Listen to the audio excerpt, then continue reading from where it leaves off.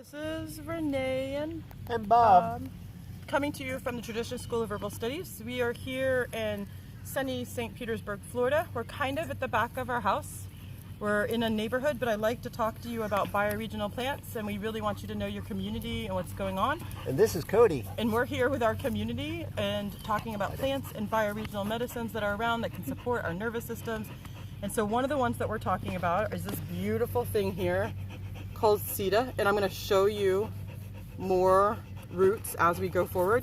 It's this beautiful yellow pinwheeled shaped flower here.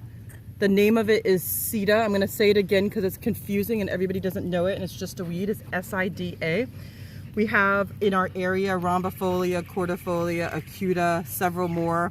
The studies have been done on certain plants, but it doesn't really matter. I'm generationally an herbalist, not to mention a clinical one. And so for generations, my family for hundreds of years have used this in all the communities where it grows. It's definitely supportive medicine for what we do. Bob is a doctor of Oriental medicine as well as a Western herbalist, and he has many uses for it as well. What do you use yours for? You know, one of the things about 20 years ago, the FDA was kind enough to take away Ma Huang, Ephedra chinensis, and it had ephedrine in it. And so there had been some misuse of that herb. And so, well, here's the interesting thing. This was also banned. They specifically banned Sida cordifolia because it had a higher amount of ephedrine.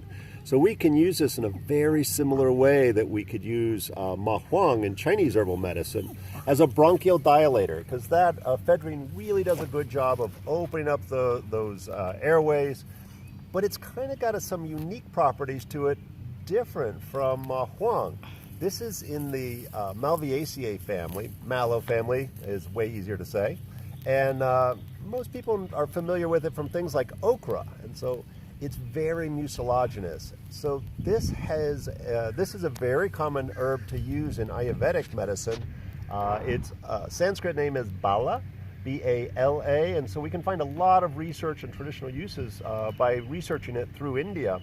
And it has that unique distinction of being tri-doshic. And so when we talk about doshas like Pitta, Vata, Kapha, it's good for all three different body types, because not only is it moving, drying, and expanding, it has that moisturizing properties of the mallow family, so it really is this perfectly balanced plant. We primarily use the roots of this, and it's really kind of a challenge to pull it up sometimes. One of its nicknames, wireweed, because this thing can go down for multiple feet into the ground. So the one that Bob has in his hand, it's really good for what he just said. So you see above ground, it's going to be these tiny little plants. So the root for that tiny little plant, look at the proportion for it. It definitely shows the strength of medicine. Some of the confusion that we have with herbal medicines in the beginning when we're first learning to be herbalists is, what parts do I use? I don't understand. And clearly on this plant, that's the strength-filled item. For us, all parts of it are definitely something that are supportive. We would use it even for food. It's very yummy, it's soft, it's soothing. And Bob said a word, mucilaginous. And what that means basically is that it's soothing and has that marshmallow texture, as he was saying. So definitely as a food, but when Bob said tri-doshic, you don't really have to know anything about Ayurvedic medicine or doshas to know that it just is balancing, it's harmonizing.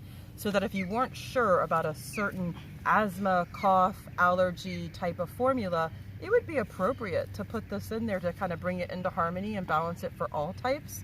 More than anything, with the Western herbalism, we would like you to understand what energetics were so that you had really strong, very precise medicine.